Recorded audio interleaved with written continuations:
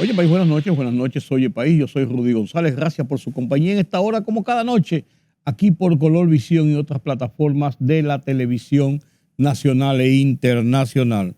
Una agenda cargada para este día. Los maestros decidieron pararon las clases, hicieron su piquete, porque ellos son dueños y señores de las calles. ¿Qué pasa con los médicos? Hicieron su paro porque nadie puede endilgarle acusaciones de mala práctica ni a médicos, ni a clínicas o centros médicos, como le llaman. Vaya usted a ver, vaya usted a ver. En la política los debates arrancaron y son fruto de la mayor expectativa a lo largo de esta semana en el camino a las elecciones del 19 de mayo. Hablaremos de ellos con algunos detalles.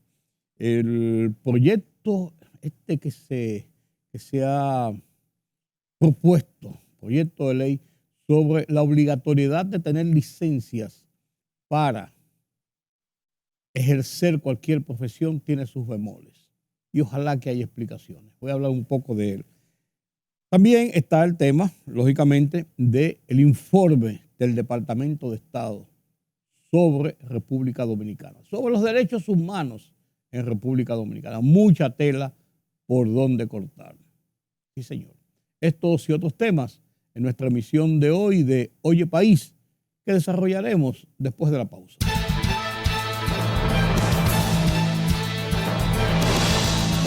Como agresivo e infundado tildó el gobierno de República Dominicana el informe sobre derechos humanos del Departamento de Estado de Estados Unidos, que denuncia abusos, arrestos arbitrarios, discriminación racial, grave corrupción gubernamental, entre otras acciones.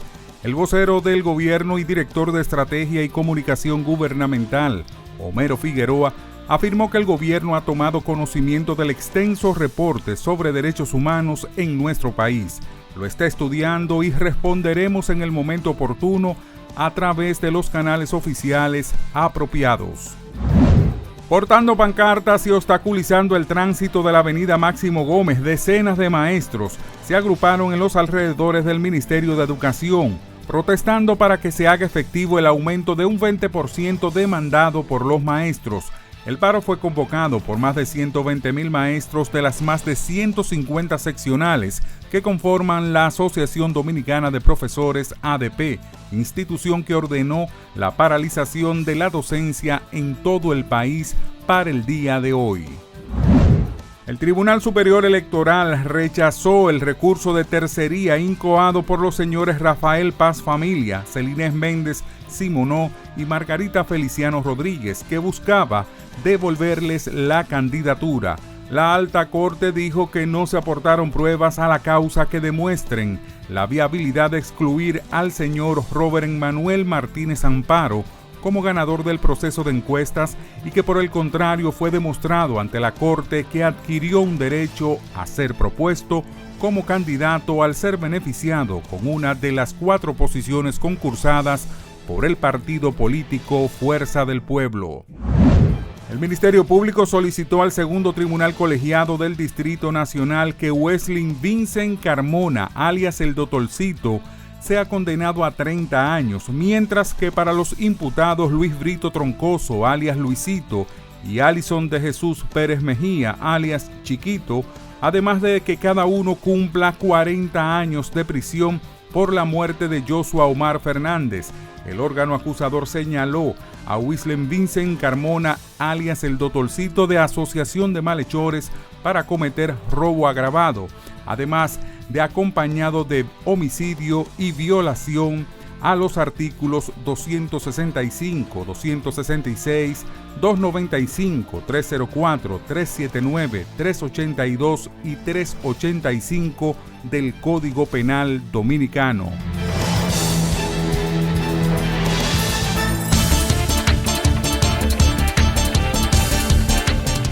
El presidente de Irán, Ibrahim Raisi, ha afirmado que si Israel decide atacar su país, es poco probable que quede algo de la nación hebrea, informa la agencia IRNA.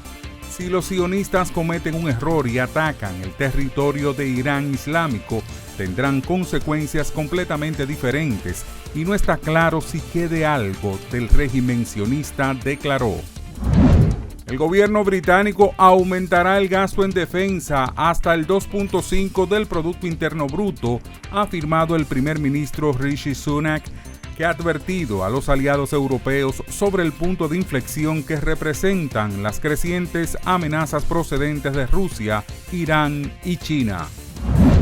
El Tribunal Constitucional de Taiwán acogió el inicio del debate sobre la constitucionalidad de la pena de muerte, un tipo de condena que todavía se aplica en la isla y que ha sido objeto de polémica a lo largo de las últimas décadas.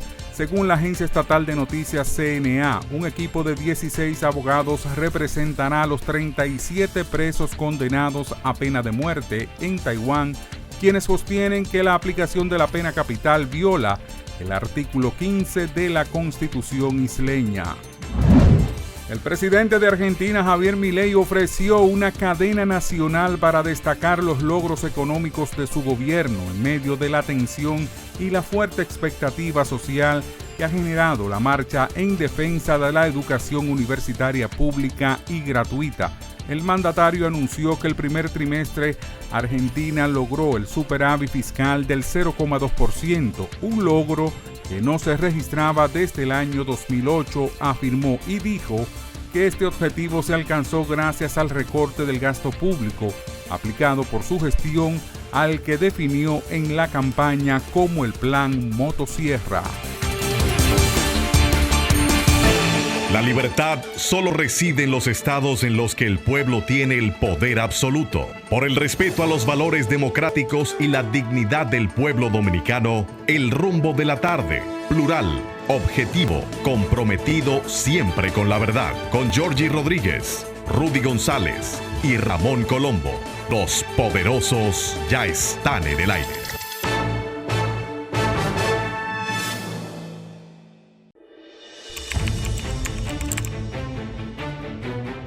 Periodismo de investigación, columnas, opinión, análisis, reportajes de fondo. Hora por hora, una completa plataforma multimedia. Periodismo con valor. Noticias horaporhora.com.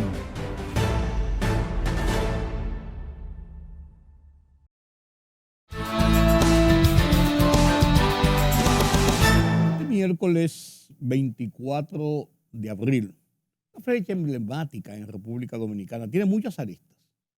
24 de abril de 1965 estalla la revuelta civil, la revolución, 59 años de episodios dominicanos.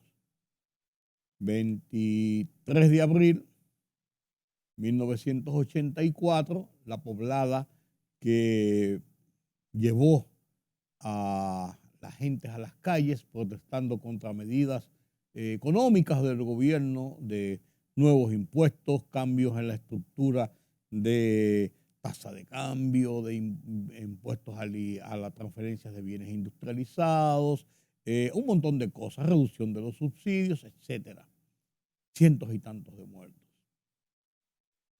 Pero este 24 de abril también, después de la reforma constitucional electoral que estableció la modalidad de las elecciones cada 2 años, y después se unificaron las elecciones en el mismo año, pero separando las municipales de las presidenciales y congresuales, las elecciones municipales se realizan en el mes de febrero y las presidenciales y senatoriales y de diputados juntas en el mes de mayo. Bueno, pues las autoridades que salieron electas para las alcaldías, regidurías, junta de distrito, los vocales, que fueron elegidos el 18 de febrero, asumen sus funciones este 24 de abril. O sea que en este día cambian de mando muchos municipios y otros continúan, como en el caso del Distrito Nacional, continúa la misma alcaldesa Carolina Mejía, porque fue a la reelección y ganó la repostulación. En Santo Domingo por ejemplo, Manuel Jiménez quedó desplazado porque no fue candidato y aunque asume un candidato del mismo partido, PRM, es un candidato diferente que es Dio Astacio, un pastor religioso. Hay unos sitios donde, por ejemplo, Santo Domingo Norte, Betty Jerónimo asume y desplaza a Carlos, no me acuerdo qué. Vuelven Junior de los Santos a los Alcarrizos y se juramenta nueva vez como alcalde. Tuvo un tiempo fuera, un periodo fuera y vuelve como alcalde. También está el caso de Francisco Peña. Y así hay una renovación. En Santiago sale Abel Martínez, que no se candidateó, pero a partir de este 24, Ulises Rodríguez asume la alcaldía de Santiago. O sea, es un día de nuevas alcaldías. Es un día también donde se produce el debate presidencial, tan esperado debate presidencial. El debate presidencial que lleva a Luis Abinader, Leonel Fernández y Abel Martínez en 3 podiums frente a 2 connotados periodistas, Roberto Cavada y esta jovencita Hernández, esta joven Hernández de CDN, los llevan a debatir los temas de sus propuestas presidenciales para las elecciones del 19 de mayo. Pasó el debate inicial y esta noche pasó el debate de las vicepresidentas, que lo voy a analizar mañana con más calma, pero el debate inicial, que fue en 2 fases. Primero, los candidatos a la senaduría por Santiago, los 3 principales, Demóstenes Martínez, por un lado, el doctor Rivera por el otro y el viejo dirigente político reformista, ahora peledeísta, Marino Collante. Y después la segunda fase, que fue la última hora, estaban Omar Fernández frente a Guillermo Moreno. Analizo rápidamente este debate. Me pareció interesante el debate entre Demóstenes Martínez y el doctor Rivera. Los dos están bien preparados y estaban preparados para el debate. Discutieron sus puntos de vista desde las ópticas de los partidos y de las tendencias políticas que representan. Demóstenes, la fuerza del pueblo, y el doctor Rivera, el PRM, el partido de gobierno, y se sacaron chispas en el sentido de las propuestas de cada uno frente a preguntas directas. Los entrevistadores eran esta muchacha, ¿cómo se llama? Ay, señora, la mente mía, terrible. Jean Suriel era uno y Adri. Bueno, y en estas presentaciones ellos se manejaron de acuerdo a sus criterios sobre diferentes aspectos de lo que es la vida congresual y lo que son la elaboración de leyes y sobre el marco de algunos temas fundamentales que giran y que tienen que ver con las decisiones congresuales. No fue de mayor trascendencia para mí en lo que vi. Lo que sí me dejó frustrado y me dejó con un mal sabor fue la participación de Marino Collante, quien no estaba preparado para ese debate, quien a pesar de ser un hombre ducho, de mucha experiencia política, de muchos años, toda su vida militó en el Partido Reformista Social Cristiano al lado de Balaguer, fue legislador por muchos años, pero lució poquito. No concluyó una sola de las intervenciones porque el tiempo se le venía encima, era incoherente, no sabía cómo enfrentar las respuestas. Penoso. No debió estar ahí. Él debió haber resignado haber participado. Él lo dijo, yo vine a participar porque era un deber que tenía que hacer, pero realmente él no estaba preparado y lució muy mal y eso deslució en cierto modo ese debate. Si hubiese producido entre los otros dos, entre Demóstenes y el doctor Rivera, hubiese sido más interesante, pienso yo. En el debate de los candidatos en la capital, solamente entre dos, Omar Fernández y Guillermo Moreno.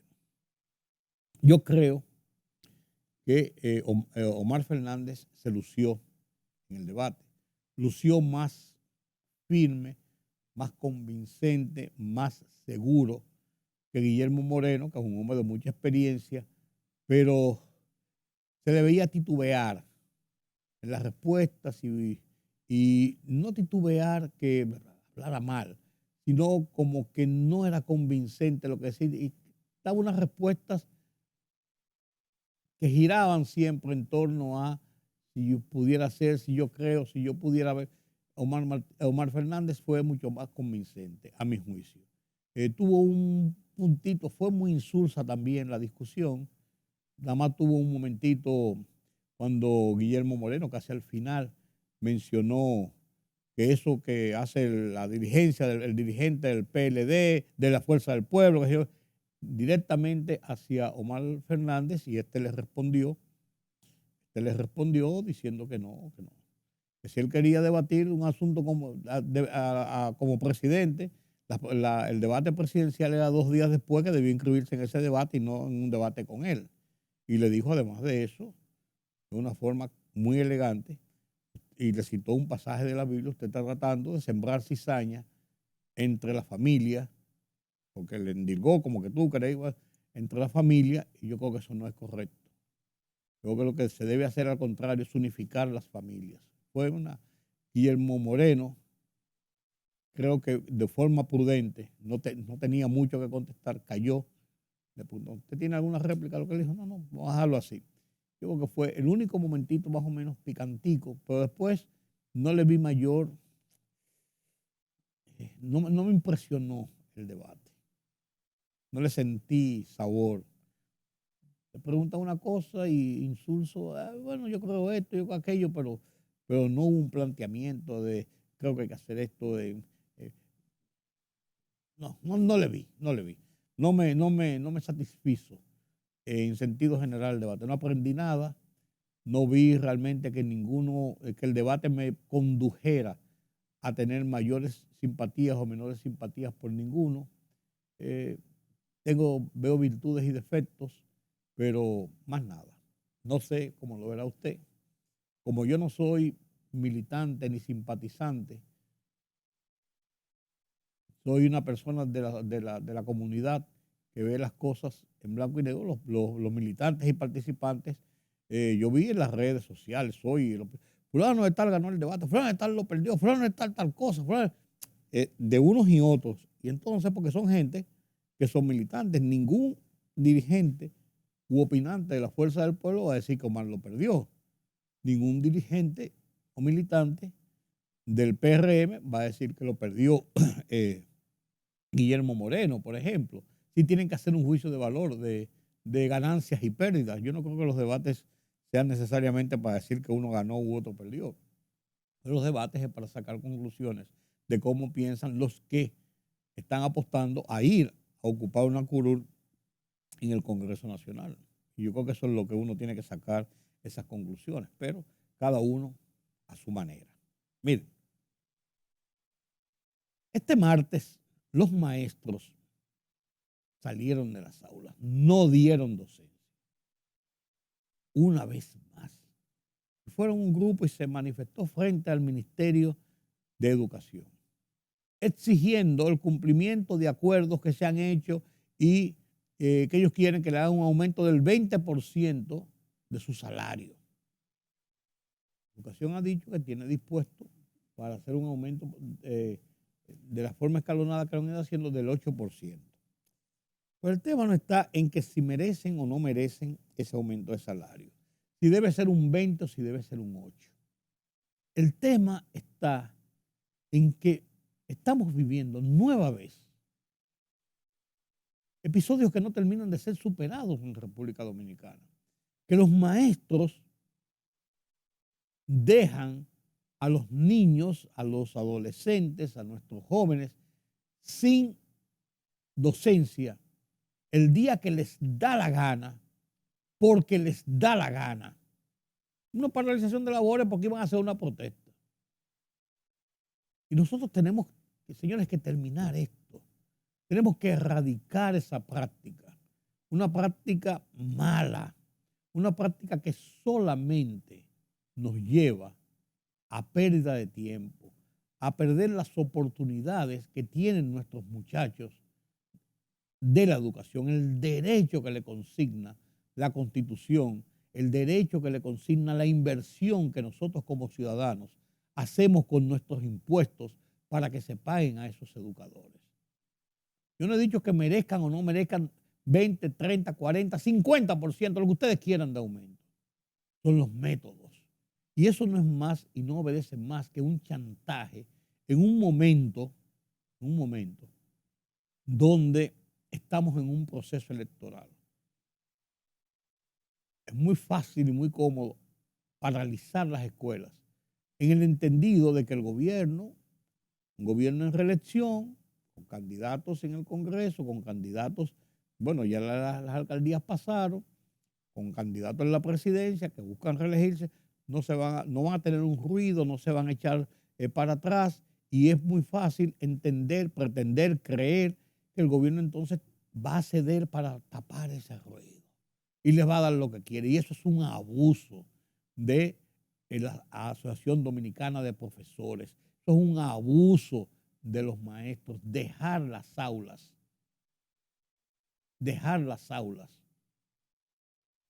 sobre el pretexto del aumento de salario para presionar lo que quieren porque estamos en un proceso electoral. Y esos chantajes tenemos que terminarlos.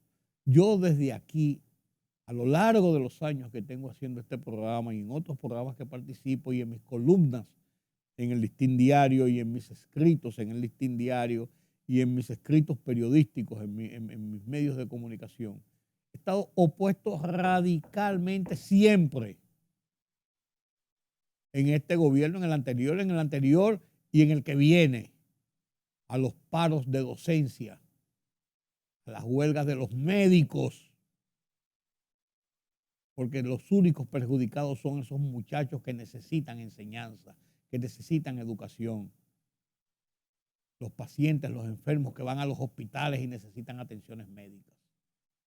Son realmente los que sufren los rigores de esas presiones, de esos chantajes de grupos políticos, de grupos que le importa muy poco las consecuencias de acciones de esa naturaleza. Y yo creo que debe llegar el momento definitivamente en que se le ponga coto a estas cosas, señores. No es posible que vivamos a las expensas de que un dirigente político, sea de la ADP, sea del colegio médico, sea de cualquier gremio de esos, simplemente decida, disponga, se amanezca con el deseo de paralizar las labores en perjuicio de la gente por demás más necesitada que recibe esas atenciones de la administración pública. Deben haber sanciones sobre eso. Lo menos que debe hacer el gobierno, la autoridad, el Ministerio de Educación es de contarle el día. Lo menos que deberían hacer. Y cuando vuelvan a hacerlo dentro de 2 o 3 días, despedir 2 o 3, que hagan lo que quieran. Porque eso es un abuso. Es verdad que hay que buscar la conciliación, que hay que buscar los mecanismos de negociar, de llegar a acuerdos, pero no sobre la base de ese chantaje y esa presión. Y eso es un abuso de los maestros, pero principalmente de esa dirigencia de la ADP, que no es la dirigencia de turno, es la dirigencia de la ADP tradicional en República Dominicana. Y todo porque los gobiernos le tienen miedo a esos gremios, a los maestros y a los médicos específicamente. Y hablando de los médicos, precisamente, El Colegio Médico Dominicano hizo una manifestación frente a la Procuraduría General de la República. Hizo una manifestación porque se han evacuado varias sentencias que se han dado a conocer ahora, pero no porque sea una cosa del momento, son denuncias, demandas, querellas que vienen desde hace hasta 2 y 3 años, transitando en los tribunales, sobre la mala práctica de médicos y sobre los abusos de centros médicos, llamados centros médicos y llamadas clínicas. Porque mucha gente de la sociedad dominicana, dado los precarios servicios que ofrecen los hospitales públicos de la República Dominicana, se ven en la obligación, en la necesidad de acudir al sector privado en busca de restablecer su salud y hasta de no morir. Y hasta de no morir. Por eso mismo, porque paralizan las actividades en los hospitales. Por cualquier quítame esta paja. Señor Waldo Ariel Suero. Waldo Ariel Suero es un experto en hacerlo. Su principal galardón, característica al frente del Colegio Médico es hacer huelgas. Es hacer huelgas, paralizar labores. Es una protesta frente a la Suprema Corte de Justicia porque se han emitido algunas sentencias que han condenado médicos y o centros hospitalarios privados por mala práctica. Incluso un hospital público por mala práctica. Entonces, ellos dicen que eso no puede ser. Y entonces yo me pregunto, y le pregunto a ustedes, ¿y cuáles son entonces los mecanismos que tenemos las personas de la sociedad para exigir, para demandar respeto o para buscar medidas de ser resarcidos por acciones de esa naturaleza, de mala práctica, que le ha costado incluso la vida a algunas personas? ¿Cuáles son? La justicia. Las autoridades miran por un lado. El Colegio Médico nunca, que yo recuerde, ha emitido una resolución diciendo el doctor Rudy González, por lo menos por un código de ética, fue sancionado por mala práctica, por esto.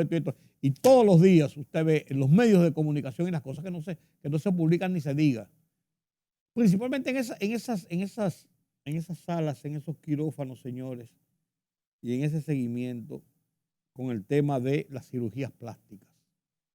Estamos hablando de turismo de salud, como uno de los puntales de la República Dominicana. ¿Quién va a venir aquí con estas situaciones que ocurren? Las cosas que yo he visto que se han presentado. Hay un reportaje de 1 hora casi de Alicia Ortega en el informe con Alicia Ortega de hace unos meses, donde presenta las barbaridades de varias mujeres que se sometieron a cirugías plásticas, y lo que uno ve ahí es horrible de las condiciones como estas mujeres han quedado.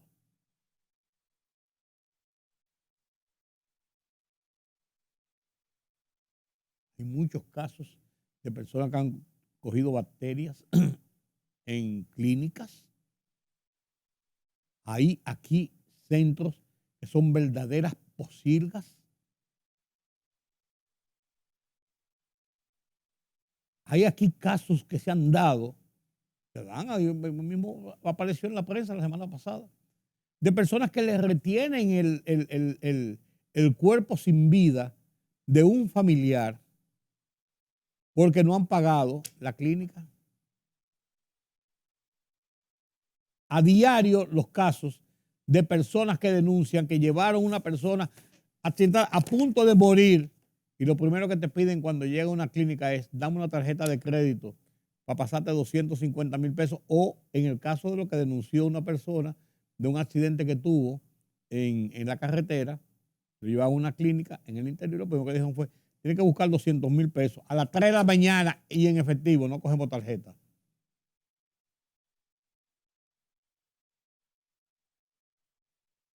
Y usted me dirá, bueno, las clínicas son un negocio, los médicos tienen una profesión y tienen un negocio, que con eso ellos pretenden ganar dinero y tienen sus razones.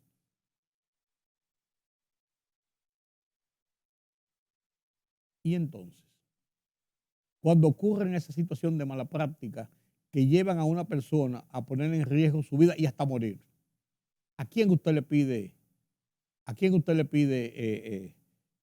que resuelva esos casos?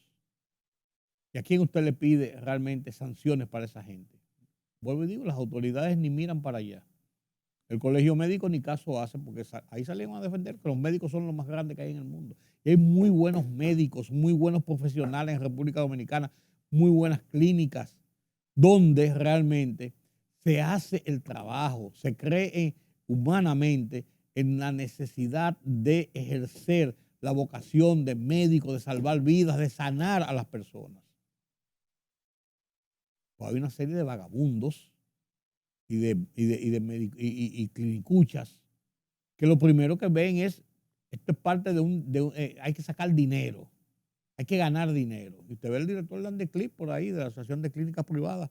Nosotros tenemos problemas, y ellos aumentan y suben y coman lo que le da la gana. A mí me enseñó, yo vi un caso hace como 5, 6, 7 meses, de una persona que me dijo, me enseñó los documentos, los papeles, yo no sé leerlos.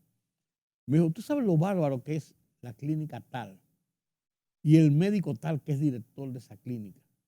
Que me entregaron este papel de una situación que tuvo mi madre.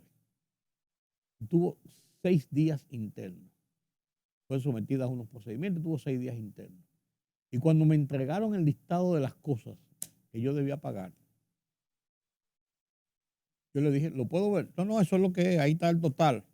No, pues yo debo ver lo que usted me está cobrando. Son como 8 páginas. Cuando él comenzó a ver tal cosa, tal cosa, tal cosa, lo que ellos no sabían es que ellos son de una familia de médicos.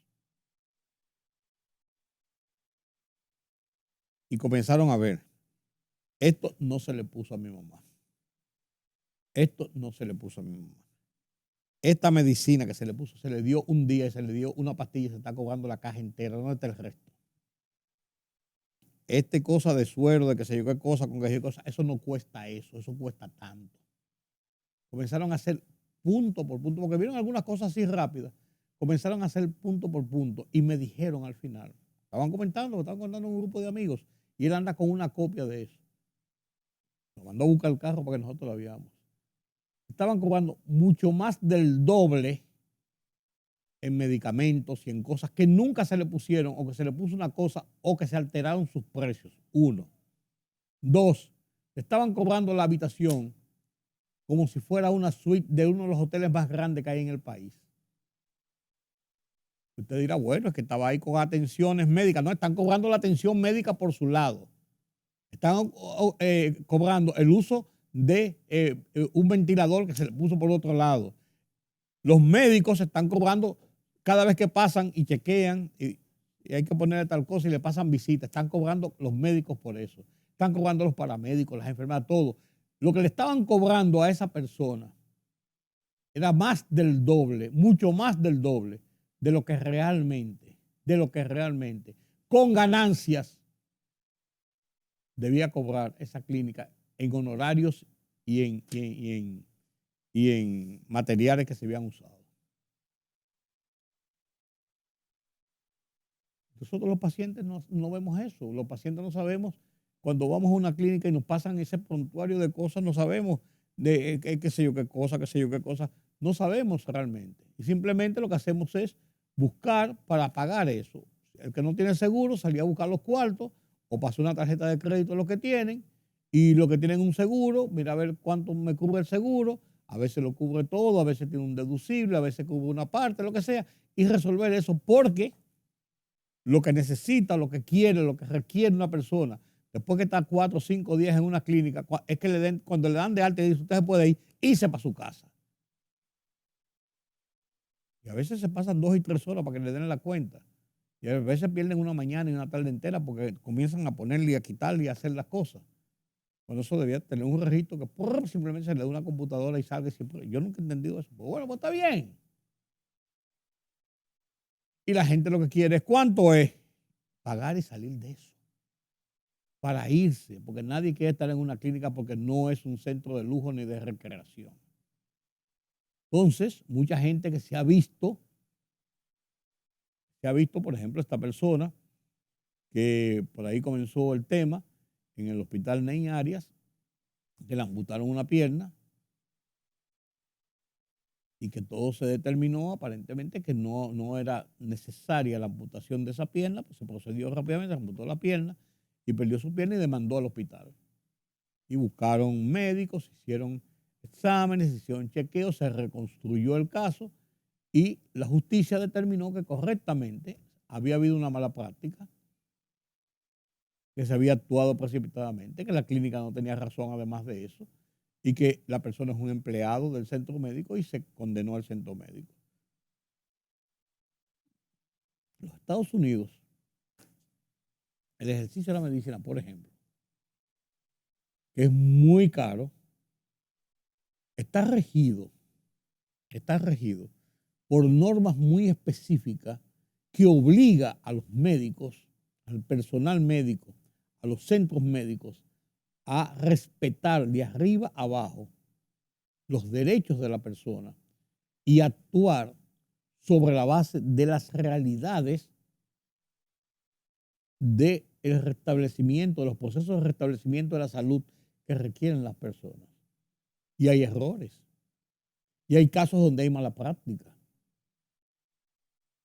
Ahí está el caso, por ejemplo, de una señora que estuvo interna en una clínica, yo no recuerdo cuál de ellas fue, de la que condenaron, que le hicieron una operación, no, el médico, dice ahí, los médicos no recetaron que le pusieran antibióticos y tomó una bacteria. Si hubiera tenido los antibióticos combaten la bacteria. Tomó una bacteria y a final de cuentas creo que la persona murió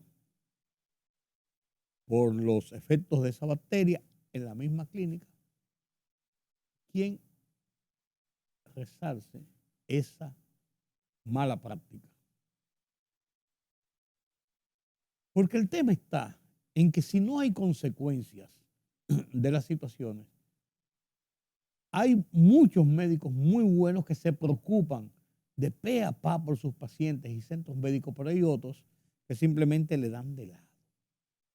Ah, sí, ya está bien, no se preocupan, no tienen ese sentido profesional, humano, sino déjame ver cuánto me deja este paciente. Si este paciente por los procedimientos que yo estoy a cargo de él de hacer me va a dejar 50,000 pesos. Y en eso es que pienso. Son médicos, muchos de ellos que no leen, que tienen un título ahí que no leen, que no están al día de lo que está pasando, que no conocen los medicamentos, que no miran las consecuencias, porque los pacientes le importan solamente en la medida en cuánto van a ganar con ellos.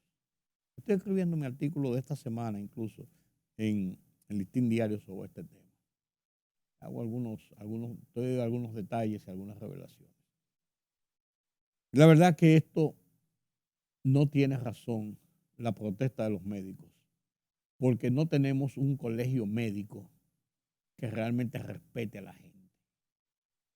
El colegio médico lo primero que debió haber hecho fue haber dicho, déjame hacer una investigación de este caso y determinar en muchos casos, múltiples casos que todos los días se refieren aquí en el país y decir, sí, aquí hubo una mala práctica, por lo menos por una razón de ética, establecer algún tipo de sanción, aunque sea una amonestación a esos médicos, pero no.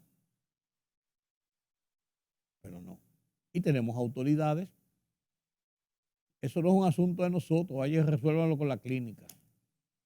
Cuando salgan escándalos, como lo que pasó en una de esas clínicas de cirugía plástica, donde consecutivamente en 2 o 3 semanas pasaron muchísimos escándalos y hubo muchísimas demandas de gente que se sentían de mujeres que no habían sido bien atendidas.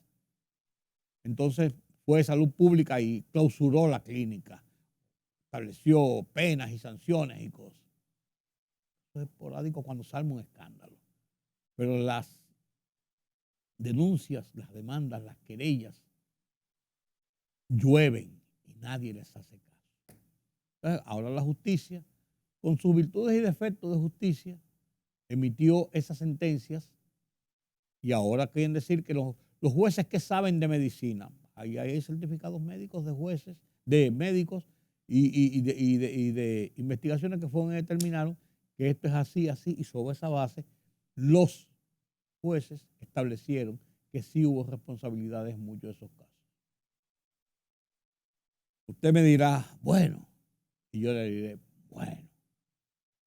bueno, así mismo es. Y por último, en este bloque me quiero referir solamente a un tema. Hay un proyecto de ley que sometió un diputado que establece sanciones hasta de 3 años de prisión. Yo tengo el proyecto por aquí. Sanciones hasta de 3 años de prisión. Aquí lo tengo. Para cualquier persona que ejerza una profesión sin exequatur, sin tener oficialmente la autorización de las autoridades nacionales, valga la redundancia, para que pueda ejercer las profesiones. Yo quiero ver el texto del proyecto para ver si enmarca cuáles profesiones son las que tienen una obligación de tener un exequatur y tener una licencia para poder trabajar. Porque esto me mueve a la siguiente preocupación. ¿Qué leyes para todo? Pues vetan también leyes para todo. Yo no entiendo qué es lo que está pasando. Sí, yo entiendo. Pero déjeme decir una cosa. En los años 1980 y tanto, hasta los 90, hubo una dura discusión en República Dominicana sobre el tema de las licencias obligatorias para ejercer el periodismo. Una modalidad que venía de una serie de grupos políticos de izquierda enquistados en algunos países de América Latina que se inventaron esto de las licencias obligatorias para ejercer el periodismo, para ejercer el derecho a la libertad de prensa y la libertad de expresión. Por suerte, la Sociedad Interamericana de Prensa tiene una línea sobre eso de oposición tajante. Y en República Dominicana, los principales periódicos encabezados en ese momento por el Listín Diario, pero principalmente por el Caribe, con Germán Ornes a la cabeza, se opusieron radicalmente a eso y no fue posible que dieran paso a la creación de un colegio de periodistas que obligara a tener una licencia para usted sentarse en una sala de redacción y escribir noticias y hacer reportajes. Porque eso viola la libertad de expresión, la libertad de prensa. Si usted se equivocó, si usted maliciosamente escribió una nota, hizo una publicación de algo que violenta la ley, como es la injuria, como es la difamación, por ejemplo, usted es pasible de ser llevado a los tribunales y eso dice la ley. Y ahí usted discute esa violación. Pero no puede haber una censura directa de una autoridad que diga usted no puede escribir porque usted no tiene una licencia. Y eso se discutió mucho en América Latina, se cayeron en muchos sitios ese tema de las famosas licencias para ser periodista. Entonces, yo no sé si esto de establecer hasta prisión y una obligación de que todo el profesional tenga que tener una licencia que se la otorgue la autoridad, que se la otorgue el gobierno de turno para poder ejercer su profesión. Yo creo que los médicos estoy convencido, los médicos tienen que tener un exequatur para poder ejercer como médico legalmente y el que no lo tiene va preso. Los arquitectos tienen que tener un exequatur para poder construir. Los ingenieros también, los abogados para poder ejercer. Profesiones que los obliga por la responsabilidad de sus funciones. Pero esto abierto así, de que los profesionales para poder ejercer tienen que tener una licencia, que la otorgue quién, por qué. No es censura previa. Entonces yo, después de lo que pasó con la ley 124, que entró de contrabando y que todavía no termina en pie con bola con ella, para reformarla, después que se detectó, que se comprobó por todos los medios, gracias a la eficiencia de la Sociedad Dominicana de Diarios en principio, después de toda la sociedad, que le encontraron todo tipo de deficiencias a la Constitución, de estar apegada a la Constitución, y que violaba incluso y establecía lo que era la censura previa. Después que eso se pasó por debajo de la puerta, se aprobó y es una ley vigente. Que se va a reformar. ¿Pero cuándo? ¿Cuándo pueden terminar? Tienen ya 2 meses, 3 meses haciendo un análisis de una ley para establecer las violaciones que tienen, establecer un proyecto y someterlo a las cámaras para que lo aprueben y eliminen ese adefesio. Mientras tanto, es una ley vigente. Yo no quisiera pensar que andan buscando algunos legisladores por estar jugando en simpático y por ponerse creativos a buscar mecanismos de esa naturaleza otra vez contra el ejercicio libre, constitucional de la libertad de expresión y de la prensa. Ojalá estar equivocado. Hago la advertencia pura y simplemente. Permítame la pausa. La libertad solo reside en los estados en los que el pueblo tiene el poder absoluto. Por el respeto a los valores democráticos y la dignidad del pueblo dominicano, El Rumbo de la Tarde, plural, objetivo, comprometido siempre con la verdad. Con Georgie Rodríguez, Rudy González y Ramón Colombo. Los poderosos ya están en el aire.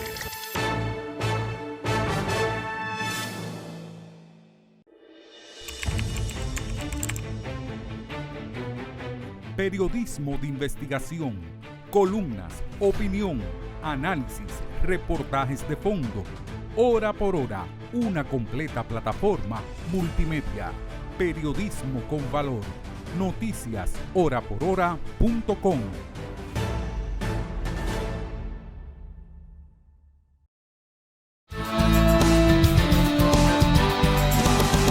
El Departamento de Estado de los Estados Unidos ha emitido su informe anual sobre las violaciones a los derechos humanos que se registran en otros países. El Departamento de Estado se ha abogado este derecho de hace muchos años de enjuiciar a los demás. Nadie los enjuicia a ellos ni ellos se enjuician a ellos mismos. Pero como es el imperio, es el imperio. Entonces, estos informes van al Congreso de los Estados Unidos y sobre la base de estos informes muchas veces los congresistas de los Estados Unidos asumen estos informes como una orientación del estado de las relaciones de su país, del imperio de los Estados Unidos de América, en relación a cómo es el marco de relaciones, de asistencia, de cooperación recíproca con los países que están enmarcados en estos informes.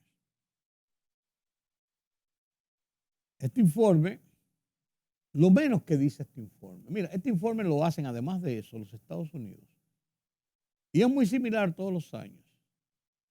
Lo hacen porque organismos en República Dominicana, esas ONGs, esas participación ciudadanas, ese tipo de cosas, esas ONGs, que viven buscándole defectos a la República Dominicana, sirven como caja de resonancia para organismos como este, como el Departamento de Estado, porque, por ejemplo, Participación Ciudadana recibe fondos de la AID, que es un departamento del gobierno de los Estados Unidos.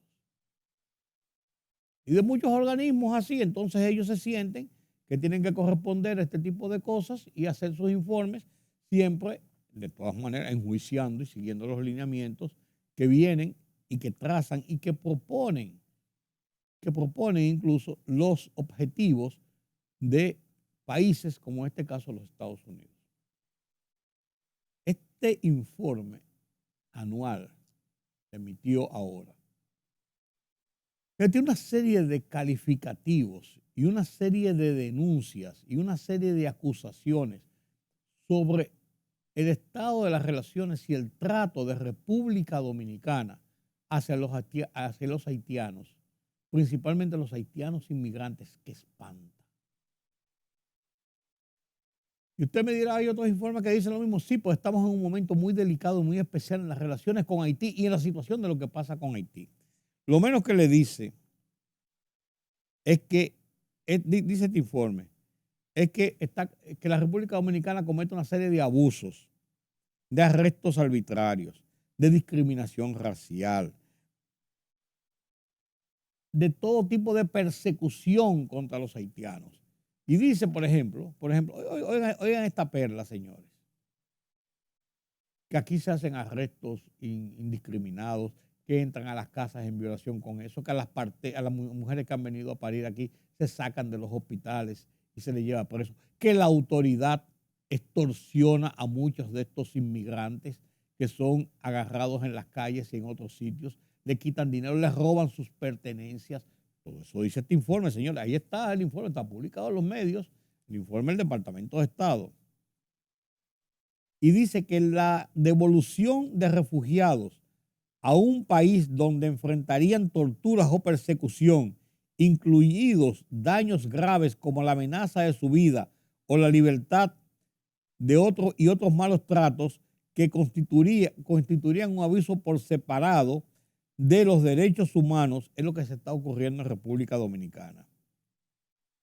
Delitos que implican violencia y amenazas de violación contra personas de ascendencia haitiana. Eso es lo que se está produciendo en República Dominicana. O sea que nosotros, el país, cada vez que devuelve, que repatria a un grupo de indocumentados haitianos, lo está exponiendo a todo este tipo de situación que atenta contra sus derechos, contra su vida, contra su libertad, contra abusos, contra maltratos en su país.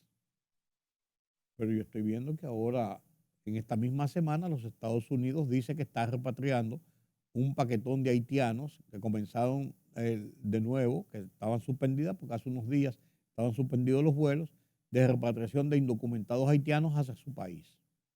Y las escenas que vivimos, que vio el mundo, en septiembre del 2021, cuando se discutía el tema de Haití en las Naciones Unidas, se vio cómo policías de frontera en el lado mexicano arreaban desde caballos y con látigos y le tiraban los caballos encima a inmigrantes haitianos que cruzaban el río para tratar de penetrar a territorio norteamericano en una acción dantesca, digna de sanciones universales, que no hubo más que decir. Eso fue un exceso de esa gente. Y entonces nos endilgan estas culpas. En un momento donde República Dominicana está haciendo hasta lo indecible por evitar situaciones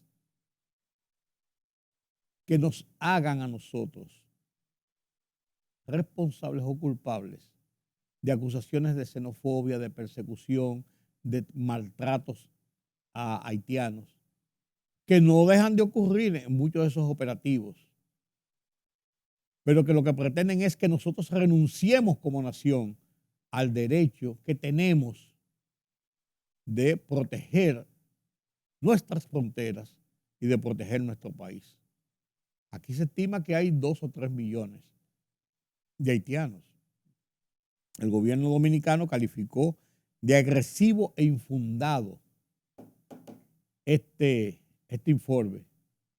Pero cuando uno lo ve en el contexto de lo que dice esto, uno no deja de pensar si el senador Marcos Rubio tenía la razón o mucha parte de razón cuando hizo la denuncia de que los Estados Unidos pretenden imponernos que recibamos 3 millones de haitianos o la cantidad que sea de haitianos para aflojar la presión que hay en los Estados Unidos mientras ellos los deportan. Vaya usted a ver. Vaya usted a ver. Gracias por su compañía en esta hora. Yo soy Rudy González. Los convoco para mañana nueva vez aquí en Color Visión y otras plataformas de la televisión nacional e internacional. Pasen un feliz resto de la noche. Nos vemos mañana.